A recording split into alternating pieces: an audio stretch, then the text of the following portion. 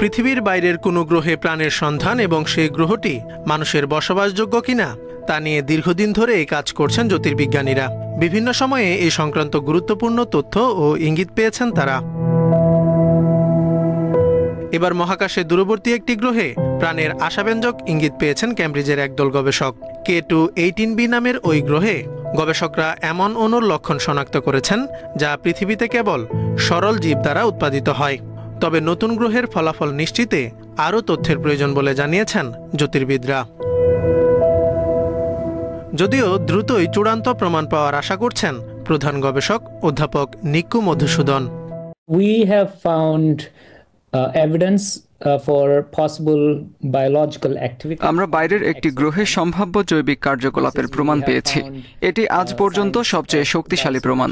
তাছাড়া সৌরজগতের বাইরে প্রাণের সন্ধানে আমাদের বড় একটি অগ্রগতি এটি। আশা করি 1 থেকে 2 বছরের মধ্যে চূড়ান্তভাবে নিশ্চিত করতে পারব।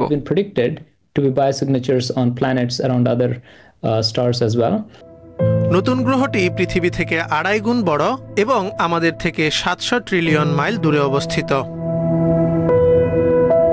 K2-18b গ্রহের বায়ুমণ্ডলে জীবের সাথে সম্পর্কিত 2টি অণুর একটিতে রাসায়নিকের উপস্থিতি লক্ষ্য করেছেন গবেষকরা।